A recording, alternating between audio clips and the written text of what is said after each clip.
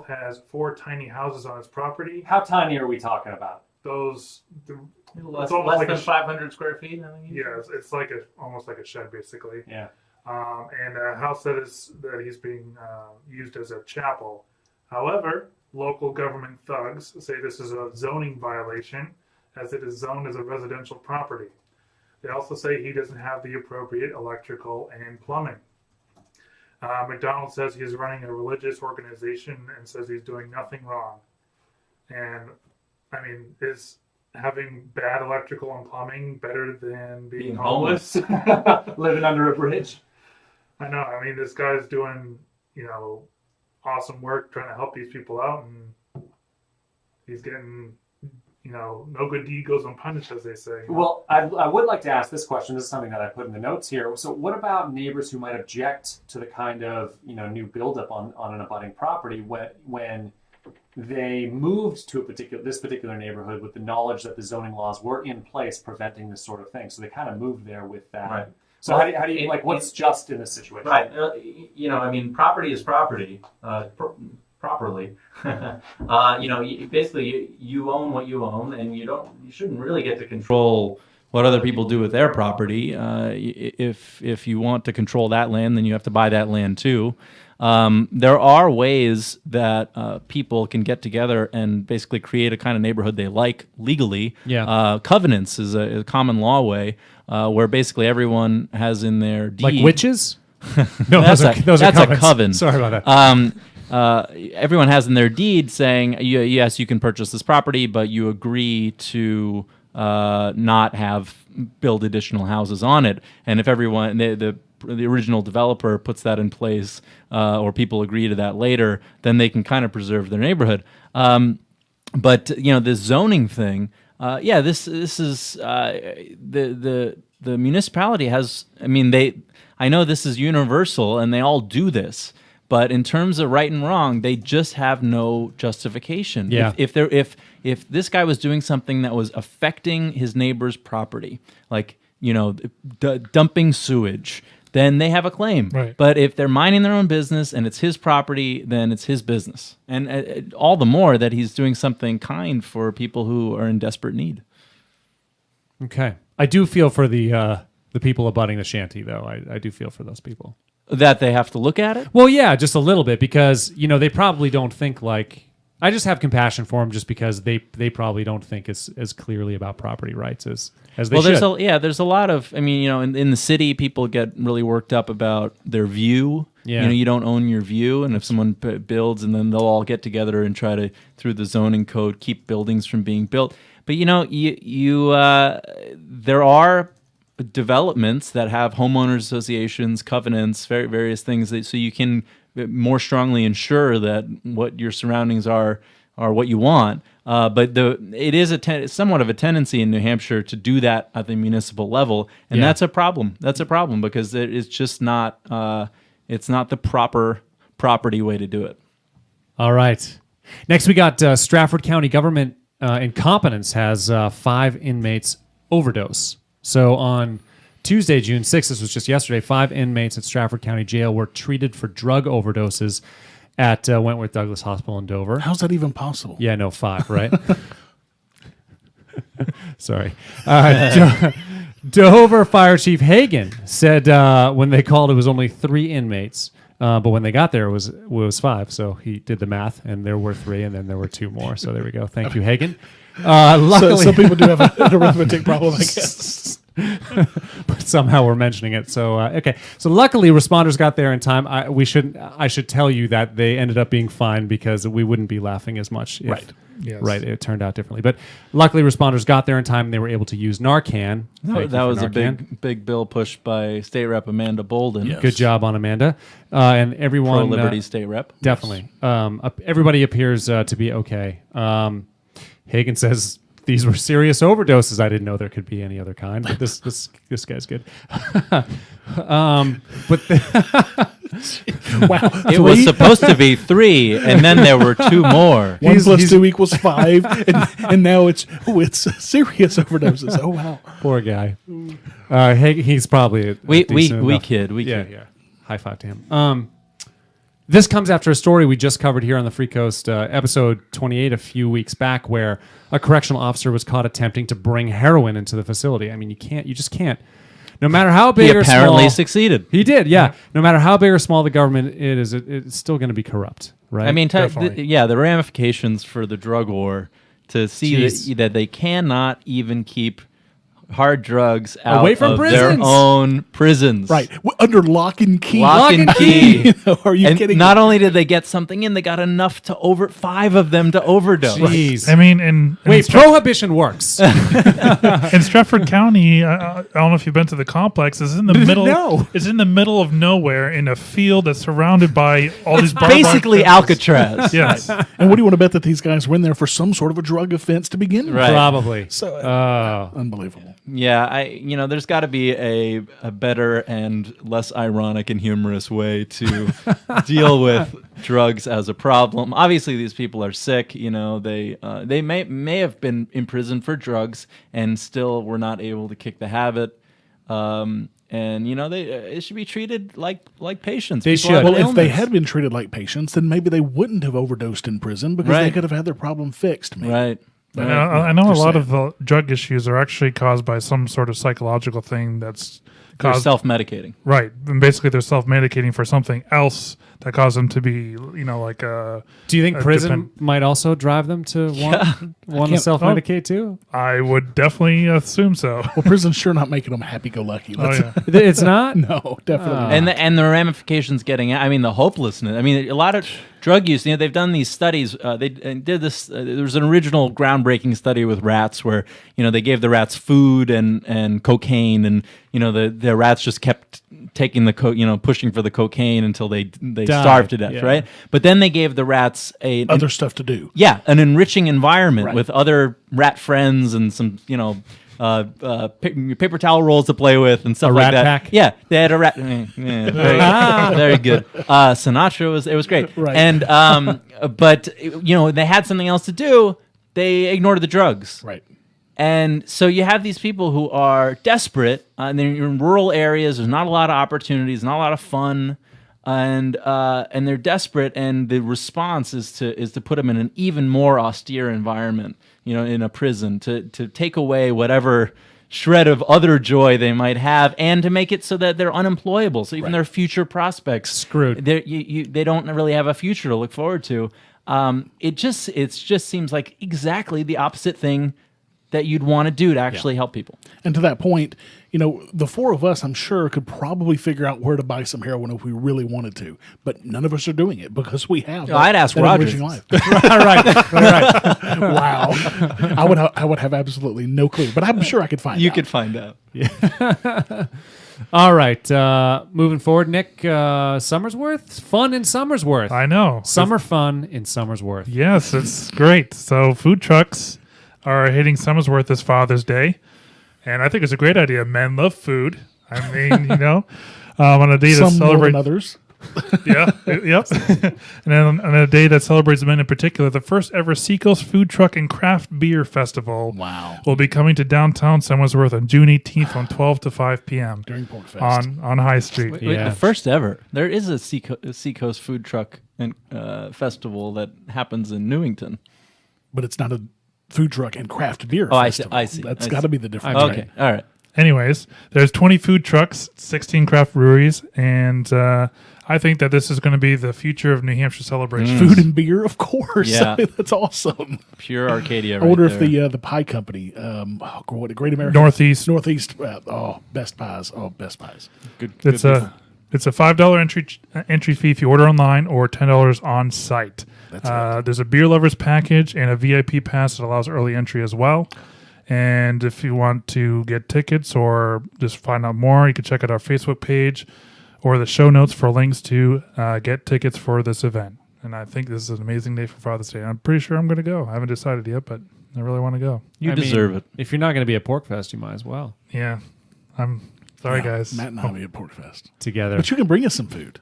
How's that? You can There drive will- it on There'll out. be plenty of great food at Porkfest. It won't be hot so- by the time You know, 2.5 hours up. Yeah, there'll be plenty of great food at PortFest, though, so I think we're going to be okay, Matt. Yeah, I think so. Well, that's good news. We've got some more good news, and that's HB 436 signed by the governor, which we're nicknaming. I don't think it was nicknamed, but we're going to nickname it the Bitcoin bill. I like it. Me too. Except for Bitcoin sucks right now, so there we go. The crypto bill. The crypto bill. Exempting persons. This is what it does. It exempts people using virtual currency from having to register as money transmitters. This is huge. It is. So you can buy, sell, Well, have. I sold some just the other day, and without this law, I would legally have to Register as an money. MSB. Yeah, if I'd done this in some other state that has these laws, if I didn't register, then I've now broken the law. Yeah, and it's a good thing because last year a law was passed regulating all cryptocurrency exchanges to register as money transmitters in the state of New Hampshire. It actually ended up an exchange pulled out of New Hampshire. Poloniex wouldn't serve people in New Hampshire because of this stupid law. Sununu got an extra new. Oh, how many is that now? He's got quite a few news. Yeah, it's a new for Sununu. That's right. Right. So anyway, he signed it into law this week. I just can't. And it'll go into effect on August 1st. For those who aren't following, we give Governor Sununu a bonus new every time he does something good. So and we now- take one away every time he does something bad. So we do have to start keeping track because we really have no idea how many new news Sununu news. So that'll be your homework, Mike. You have to go back and listen to the last, several episodes and figure out how many news he's Sununus we're up to. Right. You could just go in like GenCorp Mobile and look at the chapter bills, and there's the NHLA score. And but we only give news for certain ones. But did Roger knew about Sununu's new? Oh boy! Oh man! Oh, that's crazy. He's gonna step down as governor just because of this. Because of these stupid puns. Yeah. All right, so let's get into local happenings. I'm going to start with the first one. I feel like I've done a lot of talking today, but I'm very entertaining, I know. So I'm just going to continue moving forward. Don't laugh; it only encourages him. That's right. First thing is Swarm City Boardwalk launch is the Swarm City. No, Swarm City's Boardwalk launch is happening at the Praxium on June 15th, which is next Thursday at 7 p.m. And it's really going to be an awesome event. This is something that I'm actually designing. It's going to be sort of like sort of in the same vein as like the SpaceX launch events. So multiple cameras, huge camera crew. There'll be food, alcohol, rocket scientists. But anyway, the people that if you want to come, you should come. People that are there, they're just going to mill about and kind of watch it and have some food and have some drink. So it should be a lot of fun. In England, they call arugula rocket, so you could just have a little bit of that, and that's what they call it. So are we talking free food and free drink? Yeah, man. Wow. Yeah, it's good stuff. This is a big day. Wow. Okay.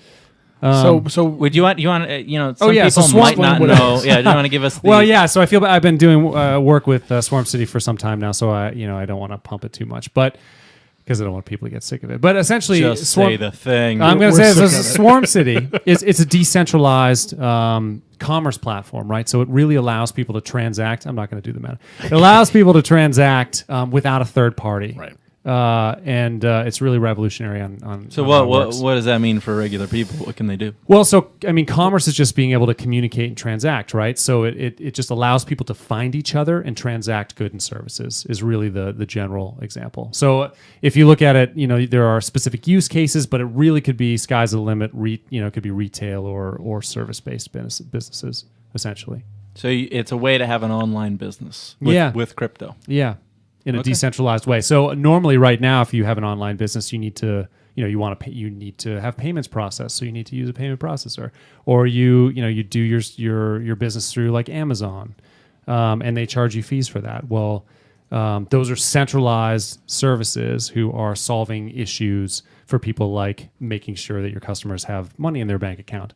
Well, when you use crypto, when you use blockchain and technology, and you use smart contracts, you don't need a third party to do these things for you. And so it's like, if you lived in and around San Francisco and you could get in on the ground floor of Facebook and learn how to use it and maximize it for your business, you'd probably want to be at that event. So Swarm City, it's for early adopters, someone who really wants to know how things might be done for everybody in a few years. come on over to the event. That's the idea. Yeah, cool. What else is going on around? So on June Around the 9th, town. June 9th will be the Praxium Market. We do this a monthly market. It's usually the first Sunday of the month, but since July 4th is inconvenient, it's going to be on the 9th this time. You're talking about July here. Yeah, you said Yeah. June. Oh, I was going to say my we just God. had I'm the market. so June confused. there. Yeah. I'm sorry, July Yes. 9th. That's Yeah, because we I ha- typed in June. And from what I understand, we had the biggest one ever this past month. It was Yes. huge. And I hate that I missed it. I had so much work to do. I know. Yeah. And I'm proud of my wife because she's taken management control of, organizing all the vendors and And got promoting a it. ton over, 16 vendors or Yeah, something? there was a waiting It was list. filled, yeah. There was a waiting list. That's how many. And what's the kind of some of the stuff that people can get at the Maxim Free Market? So I only was there for 10 minutes this last market, but there's Bardo Farms, selling Meats and veggies and all that yep. stuff. There's the Paxton Brothers All selling. right. With all of their fair food, Yeah. hot dogs, corn dogs, funnel cakes, and of course Jess with Granite Gourmet Jams, Granite Gourmet Foods. I should get that right. Yep. Before she divorced. She right. She might be upset about that. There's people selling shirts, I believe. I think Barry was selling shirts. There's Bardo Farms. We already was mentioned there. that. Yeah, there's Yeah. there was jewelry, there was soaps, Yeah. there was all sorts of stuff. Hair cutting services. Hair cutting Yeah. services. Yeah. it's So congratulations It's a beautiful to Heather thing. for really putting that together. Yes. Great job. It's a beautiful thing. Yeah, it was really good to see all the people. It was a big vibe. There were a lot of people there. It was hopping. I enjoyed it a lot. Come on down. Come And on, that's July 9th, down. not June 9th. July 9th at 12. Yeah. 12 to Why 4. are we all saying July like a bunch of Southerners? July. That's what I want to know. Well, we got one right here. July. All right. I'm gonna have a nice mint julep at the Praxim Free in Market July. in July. Yeah.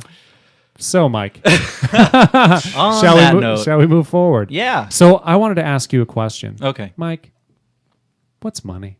Oh, it's it's stuff. It's not important. Shall we move on to history then? Okay, yeah. No. What's money? Oh, you want to know? Yeah, I okay. do. Yeah, so that's the topic for today's philosophy of liberty. What is money? So last episode we were talking with Joel Valenzuela, who was representing Dash Force, which was when we talk about Swarm City, we've got these cryptocurrencies and Bitcoin and all this stuff going on, and people are trying to get a handle on money. Money is changing. And, frankly, I am a bit of an economics nerd, and I can tell you that even the smartest minds are not necessarily in agreement or don't even really have a clear idea what money is. It's kind of an open question. It exists. We sort of know what it is, through we know it when we see it, but it's a hard thing to define, and economists have struggled with this for some time, coming to different definitions. And even my preferred Austrian school of economics, they've had some trouble. They were challenged with the rise of Bitcoin to see a global form of money basically burst into existence before their eyes and have that challenge some of their preconceptions about what money really is. So I'd like to dive in, and guys, feel free to jump in if you have thoughts or questions about what is money. People often will try to define money in terms of the qualities that make good money. So you've got fungibility, divisibility. You want to have something that can be divided up into smaller and smaller portions, that every piece is like every other piece. So something like art, they're all different. So it's complicated. So it wouldn't make good money, this art that you speak of. It wouldn't necessarily make good money. Could be money, but it wouldn't necessarily make it great money. That it's a unit of account, so that you value other things you sort of use it as a measurement for the value of other objects. Portability is also important. Portability, you can carry it around, you can bring it with you, so you can actually do the exchanges. But I'm going to argue that the key definition of money is that it is a medium of exchange. It is a way to complete exchanges between two people, and in that way, it actually is fundamentally a network. A form of money is a network, an informal, often network of people exchanging with one another and having this item such as it is, even if it's bits of code, that facilitates those exchanges. This is not the common definition of money. The Austrians have the regression theorem, which says that they basically look back to say, well, where did money start?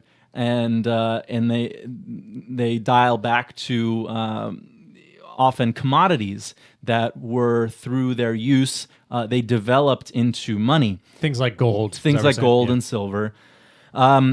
And then they say, well, that is the root of money is something that has some of these qualities and exchange value. Would you say inherent qualities, Mike? Right. Or Well, intrinsic? and the Austrians generally will not say intrinsic, though some of them do. But that's the common definition: is something you want a good money. And a lot of hard money people, free market people, say a good money has intrinsic value.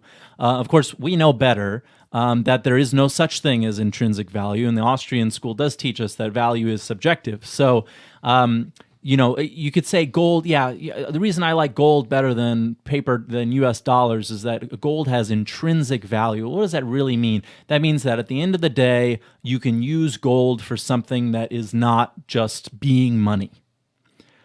Interestingly, almost all of gold's value is simply from being money. Yeah. People, most of what people buy and hold gold for is eventually to be able to spend it for something else. They do not buy gold to create the ends of connectors for electronics and the 5%. Don't they do there? I think it's 5% of annual production goes to those ends uses. Jewelry is a bigger and kind of an in between, because a lot of people, especially in India, will buy jewelry as an investment, gold jewelry as an investment. So it's kind of a monetary use. Silver, by contrast, is about half and half industrial use and monetary use. But the interesting thing is, even with the regression theorem, even with this notion that you want to have something to have an ultimate value, it still has even silver has a huge value that has nothing to do with its underlying industrial use value. So that must mean something. There is a reason that people are valuing this good that has nothing really to do with its ultimate industrial use, and that is the network value. That's what I'm arguing. Yeah. That it is any form of money that you choose, you are engaging now in a network with other people, and it's an interesting kind of network, and it has the same kind of network effects that you'd see on social media as a great sort of similar, good analogy. In social media, the value of, maybe Facebook has certain bells and whistles that MySpace didn't have, and so on and so forth. But really, the ultimate value of Facebook is all the other people that are on Facebook, and that that you can go there and reach people. And the same thing for a form of money. It's the bells and whistles can make a form of money more attractive than another one, but ultimately the value of a form of money is that other people are going to take it and they're going to offer their goods and services for it. So then my question is, it's sort of a chicken and egg scenario then. How do you get to that point with money, right? Because people have to start taking it for it to have value, but then... And that is the amazing, and this is what I have been giving a lot of thought to. We watch with Bitcoin a token go from having no value, no market value, to having value in our lifetime. Thousands per. Yeah. Per well, token. now, don't even get me started. Yeah. But we watched the first transaction. It was the pizza. This is the famous ordering a pizza. One guy said, "You know what? I mean, everyone's mining these Bitcoins, these tokens. No one knows what they're worth or if they're worth anything." And this one guy says, "You know what? If you give me, I don't know what the amount was. 10,000. If you give me 10,000 Bitcoin, I will send you a pizza." And he did that without knowing that anyone else would ever trade him back for those 10,000. So that could have been the end of it. Right. That could have been the end of it. But it was worth the risk for that one pizza. It was fine. It was a small risk, but he put himself out there. And then the minute someone else offers another equivalent service that he can then spend his 10,000 Bitcoin on, then an exchange has happened. Right. And this is an exchange that no one was obligated to complete. It could have ended right there. He could have gotten his 10,000 and been like, "Oh, that was fun, but I lost out." But then the minute someone else offers something of equivalent value, now a person-to-person exchange has happened. And that could be a closed loop. And then the Bitcoin will have facilitated basically like a barter exchange. But more people can join in. And as that network grows, the money becomes more valuable to everybody because it allows you to exchange with more and more people. But like any other network, no one is obligated to continue to participate. New, better money can come. People can jump ship. People can leave Facebook. People can, go to whatever new network they want. And so it's a very interesting good in that way. And that's where the Keynesians and the mainstream economists are often wrong, because they will argue that money is credit. And they say, money is fundamentally credit. But credit implies an obligation to repay. Right. So if he had said, I will sell you that pizza, but then you owe me an equivalent service and I get an IOU note, that's credit. Now, credit notes can be a form of money, but as we see with Bitcoin, there's no takesies backsies. You didn't need it.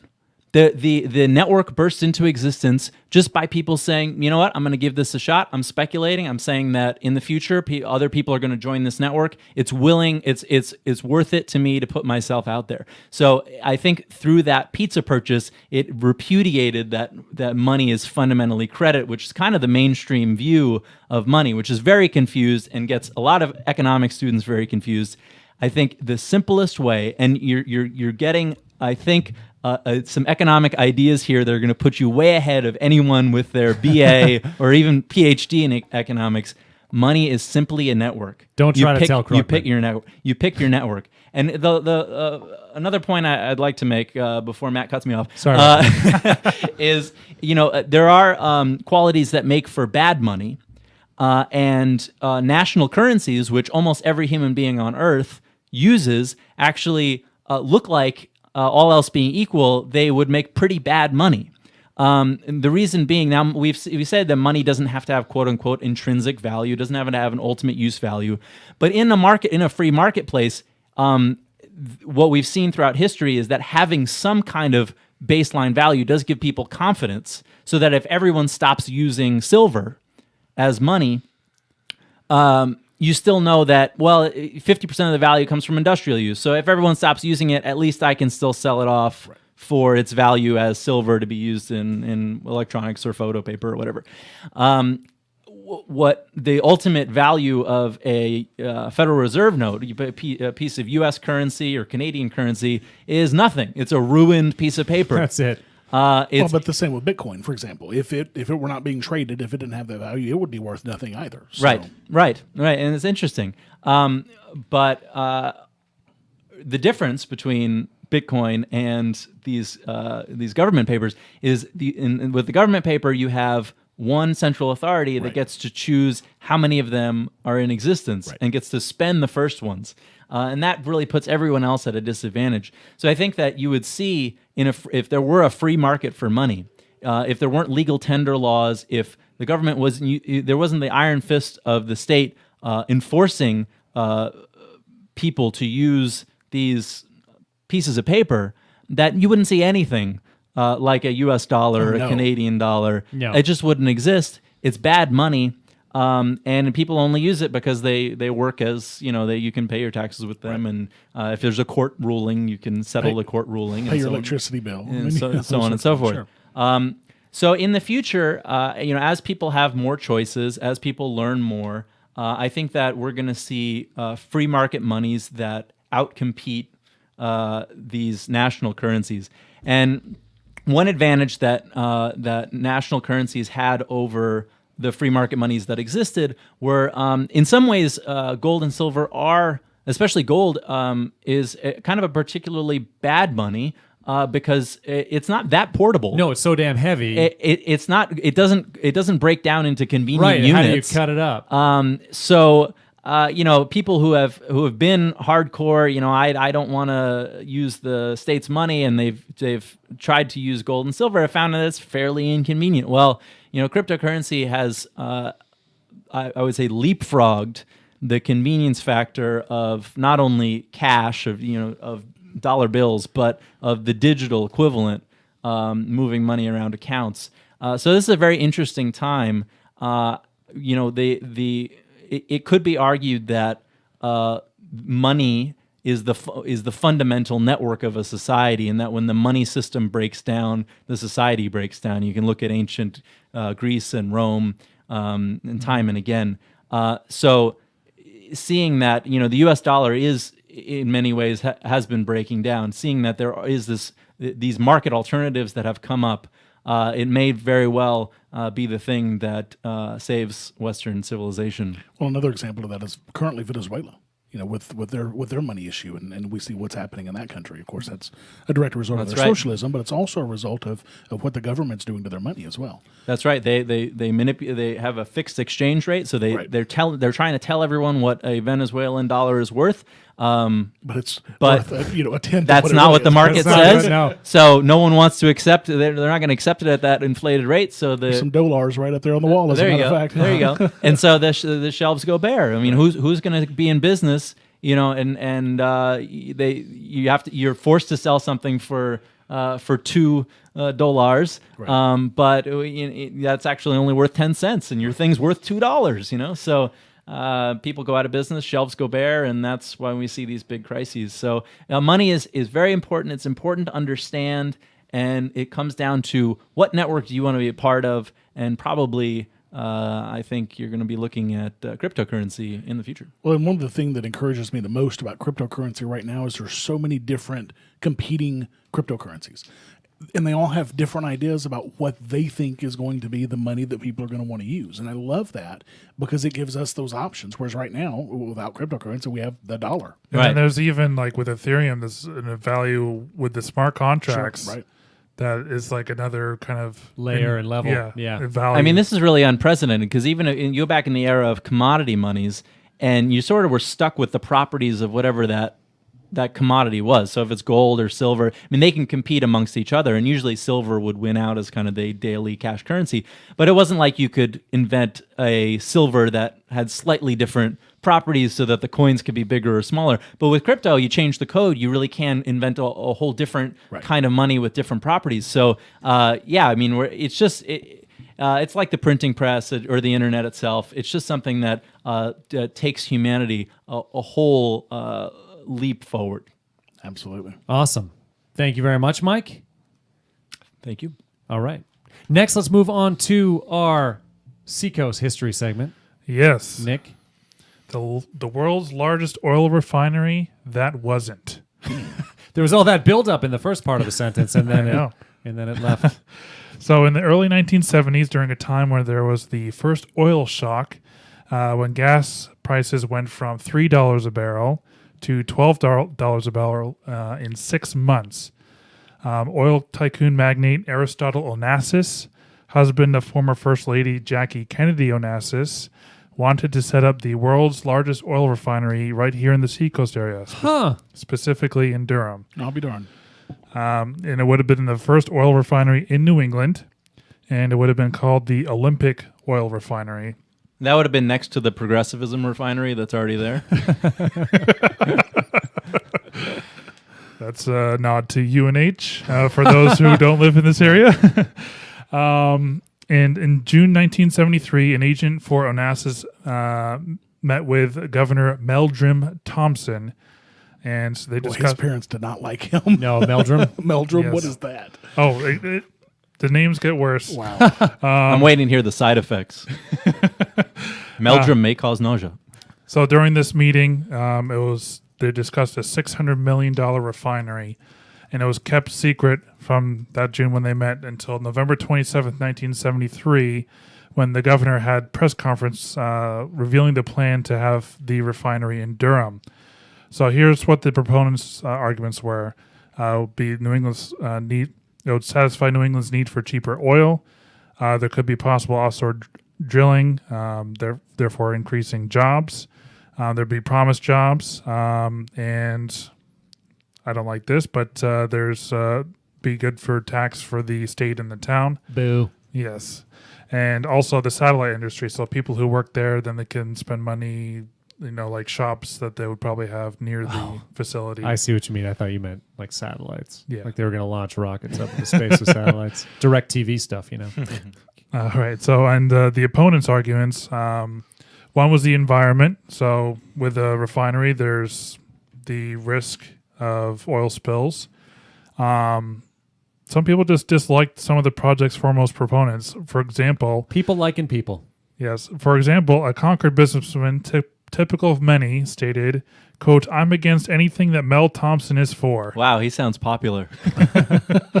And another argument that the opponent said was the fear that a mammoth company and large cash flow would dominate state politics. Which Now It's kind of cool they got married. mammoths were extinct at this point. Is that correct? Not the woolly. Oh, okay. That's where the oil came from. I see. Fossil Wow, we're funny. So Olympic agents began buying 3,000 acres of woods in October 1973. So a month and a half before this press conference came out revealing the secret, around Durham Point, not telling residents it was for an oil refinery. Oh, like wolves in sheep clothing, kind of like free staters, right, who go into office? Well, I mean, frankly, I don't see why. Yeah, why do you have to? Right. It's none of anybody's business. No, what I'm buying we're this buying land some for. land. Right. Right. So one owner was told the purchase was for a game preserve. Not mentioning that they were going to be preserved in thick crude oil. Another stated that it was contingent on absolutely no development. Olympic's position on Now this, lying in as part of a purchase. Yeah, that's terrible. that's fraud. Right. And, Well, not if they're just lying to the neighbors. I mean, if they're lying. Oh, right. Yeah. well, these were the owners that they were buying it from. if you lie during the purchase, that Yes. that would be grounds even in a private law society. Right. So Olympic's position on this was, quote, anything less than secrecy during land acquisition would have resulted in skyrocketing prices and the possibility of one property owner, quote, holding up the entire project. Interesting. I hadn't thought of this before, but fraud would still be a concept in a private law society. So one way that if you really didn't want to have refineries in your neighborhood is if some suspicious guy comes to buy up your land, you could say, well, I'm only going to sell it if you tell me what you use it for. Right. And he can either say, well, no comment, and you say, fine, no sale, or if he lies to you, then you can later on invalidate the purchase. So there is kind of a forced transparency when it comes to property purchases. Durham native and Republican Nancy Sandberg became president of a group called Save Our Shores. Republican. Saying in an interview, Are you off? It sounds like I am. if Olympic comes in here, the economic area of this area could be completely lost. Olympic said the project would process 375,000 barrels a day and employ 1,000 people. Freshman Democrat New Hampshire State Rep Dudley, yes, And I thought Mildred was bad. Holy Yes. cow. That's her real name. that's her real name. oh, that's rough. And I'll get into her name later. And lifelong resident of Durham proposed House Bill 18 that proposed home rule for towns in regards to oil refineries only. Before the legislative session started, Dudley presented the governor a 200-foot petition signed by 4,000 people opposed to the refinery. Interesting. William Loeb, editor and publisher of New Hampshire's only statewide newspaper, The Union Leader, was a huge proponent for the refinery. So, and this is from December 19th, 1973. This is what Loeb said in his Union Leader. When Mr. Aristotle Onassis arrives in New Hampshire today, he may be minus the white beard and the red suit. However, the season of his coming here is appropriate in the sense that he is the nearest thing to Santa Claus that the state of New Hampshire will ever see. Unquote. Wow. He was a big proponent for this. Apparently. Clearly. Is he aware how close we are to the North Pole here? So on March 4th, 1974, Durham had a town meeting at Oyster River High School's gymnasium, quote, to see if the town is in favor of amending the Durham zoning ordinance to permit an oil refinery, unquote. Town residents voted a resounding no to the refinery, 1,254 to only 144. The vote had no legal effect because the resolution did not address The 144 were rounded up and pushed into the Oyster River. Oh no. So it had no legal effect because it did not. The resolution did not address itself specifically to the question of the zoning variance Olympic would need to go ahead with its project. However, the writing was on the wall because the same voting procedure would be necessary to decide the ultimate zoning variance question. Two bills were going through the House: House Bill 34, which said the state had the final say, and House Bill 18, Dudley's bill, which said that the town had the final say. On April 5th, 1974, House Bill 18 went out and was passed into law, effectively squelching any chance of a refinery. And it's actually still current law today. If you want to check it out, the revised New Hampshire Revised Statutes Annotated, sections 31:109 for the towns and 47:27 for cities. And Onassis only died a year later. Due to heartbreak Right, apparently. from not getting his refinery. So in regards to Dudley, which is a very interesting name, there's a lot of New Hampshire politicians who have had interesting names, like Dick Sweat, who was the New Hampshire representative. You had to go for that one, didn't Yeah. Family program. Well, that was his It's a name. guy's name. Come Yeah. on. Richard. What do you want me to do about it? So Dudley became the first woman to be elected to the Executive Council in 1976, so 2 years after this incident. She is also a descendant of Daniel Webster, and her birth name was Dudley Webster, and she married Tom Dudley. She did that on purpose, is what you're saying. No one objected? Like there's a moment in every wedding where they say, does anyone object? And then no one was like, your name is Dudley and you're marrying a guy with the last name Dudley. You're going to make yourself Dudley. Right. Did you think about that? Did you think about this, Julia Gulia? She is currently 80 years old and was an elector in the 2016 election, casting one of New Hampshire's 4 votes for Hillary Clinton. Now, I want to say, Mrs. Dudley, that we poke fun here. We are actually opposed to your politics, but it's nothing personal. I'm opposed to her name. Just saying. A screenplay co-written by Dudley's daughter Morgan won Best Screenplay at the Nashville Film Festival in 2015, but it hasn't been made into a movie as of right now. So basically what we have here is NIMBYism, is what it boils down to. We don't want that in my backyard, so we're going to tell somebody what they can or can't do with their own property. Well, hold on a second. You didn't talk about Dudley's daughter Morgan is marrying Piers Morgan, and will be Morgan. Oh man, that'll be hilarious. Daughter of Dudley. I'm sorry, Roger. Go ahead.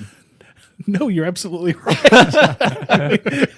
but seriously, I mean, when a company, now we can argue that there might have been some fraudulent issues in the purchase of the land, but that's what you deal with in court. But for these people to basically stand up and say, "Hey, you own this land, but you can't do with it what you want to, unless if it's not encroaching on their property rights." This is an absolute disgrace, and we're dealing with the same thing here in Milton right now. A company, Oil refinery? No, well, not an oil refinery, but a company owns 90 acres of land. And they want to turn it into $300,000 condos to sell to people. They've done this. The same company has done this in another section in another area in the seacoast. It took them 30 or 40 years to do it, and they're just trying to duplicate this for their kids. They're 30 or 40 years to do it? Yeah, because they do it over a long period I of see time, what so you're they're saying. not just jamming the market. Yeah, I got you. So basically what they're trying to do is they're now trying to do that in Milton. And people are having a fit. Literally, one woman in a group, a Facebook group, says, well, that's right behind my property and it's going to ruin my view. Literally not in my backyard. Right. I mean, that's what these people are doing. And I have title to my view right here in this document. Right. So, I mean, and this kind of thing happens all the time. Of course, this went before the zoning board. The company, didn't have a lot of their stuff together, so it failed. Before the zoning board. That's too bad. But it'll come back up once they get their stuff together.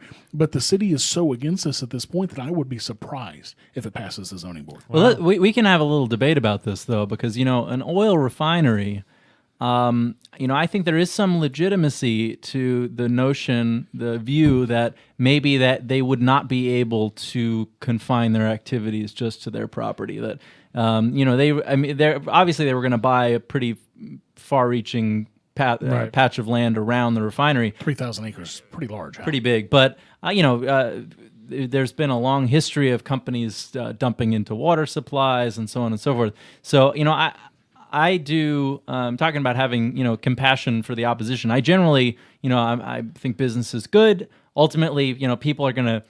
They buy the oil. I mean, all these voters in Durham are going to gas stations. What do you mean? They're not 100% solar? Right. Riding their bikes? So they want oil to be refined. No. They just don't want it to be refined by them, near them, and so that's not legitimate. And you certainly can't do it based on that's an eyesore, that's not in keeping with our community or so on and so forth. Because community is not something that's owned like property. But I think there is legitimacy to say, well, there's going to be no way for them not to externalize costs here, that there is going to be pollution. And you'd have to back that up. I mean, Right. You can't just say that I have a notion, but, so I can understand their concern and not wanting to live near it for that reason. Right. I mean, there's some good and bad with this, because if they were, like you're saying, with the fraudulent saying that, there's nothing going to be developed here, Right. that's bad. If they pollute and I don't know what oil refinery type of smoke is, but I'm sure that would drift in the wind Yeah. to Well, some else. And they would owe restitution Right. for things like that if that were to happen. But to presume, But not in the current system, because we have True. these regulations Right. You're and the EPA, and basically they get Right. away scot-free. So people's only recourse is to say no siree. But on the other hand, it would be a fantastic thing for Durham if it had all these jobs and businesses, and then there's absolutely People moving there? Yeah. Yeah. And to make to the point that that a large company would have outsized impact on politics. This actually, from my understanding, happens in New Brunswick, our neighbors to the north, where Irving is a huge oil producer, and from what I understand, they pretty much have a lock on the province's politics. To me, that's just a great counter argument against The state. democracy. Right, of course. This notion that we're going to decide all these things through everyone voting on them. It's a really flawed system, and that's why we hammer property, because no matter how big you are, if we all adhere to the property system, then you can be that one guy in the middle of the 3,000 acres, and if you own that property and you refuse to sell, we will stand behind you. If Donald Trump wants to make the grandma move, we stand behind the grandma, because no matter how powerful you are, no matter how many votes you have, no matter how much economic boon that's going to be the surrounding area, you own your property absolutely. That's the only system that can be just for every individual. Agreed. All right. Well, thank you, Nick. Thank you, Mike. Thank you, Roger. So we want to hear from you people. What you like, what you think we could improve on. If you have any suggestions for topics, segments, corrections, or you just want to say hi to the show, just email us at freecast@gmail.com. We want the show to be as best as it can be, and we would like you to help us make it that way. That's an unfortunate tagline we will not be repeating. right. I'm doing it again next time. No, you're not. I'm doing I will it. cut your mic off. You already tried to I this know, right, episode. apparently. Yeah. All right. Once again, thanks everybody. I think we'll call it a show. So for Mike, Nick, Roger, I'm Matt saying good night. We'll catch you in the next one. Take care. Bye.